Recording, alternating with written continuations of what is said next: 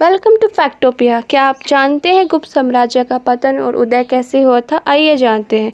यह वह समय था जब कला, विज्ञान, गणित और साहित्य अपने चरम पर थे। यह वह युग था जब गुप्त साम्राज्य ने भारतीय उपमहाद्वीप में अपनी पहचान बनाई। आइए जानते हैं गुप्त साम्राज्य, उसकी महानता और उसका पतन। गुप्त साम्राज्य का उदय। तीसरी शताब्दी के अंत में भारत छोटे छोटे राज्यों में बटा हुआ था। तभी प्रकट हुए चंद्रगुप्त प्रथम। गुप्त वंश के संस्थापक सन 320 बीसी में उन्होंने मगध, प्रयाग और साकेत मिलाकर एक शक्तिशाली साम्राज्य की नींव रखी। उसके पुत्र समुद्रगुप्त भारत का नेपोलियन कहा जाता है।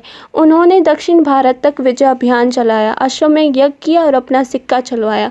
भारत में फिर एक बार एकता और आई और गुप्त वंश का प्रभुत्व स्थापित हुआ।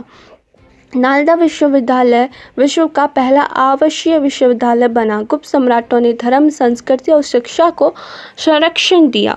राज्य में स्थिरता, समृद्धि और सम्मान का माहौल था। छठी शताब्दी में गुप्त साम्राज्य धीरे धीरे कमजोर होने लगा। उन्होंने आक्रमण से उत्तर भारत में अफरा तफरी मच गई। गुप्त अंतिम महान सम्राट ने आक्रमणकारियों को रोका, लेकिन लगातार युद्धों से साम्राज्य की स्थिति क्षीण हो गई।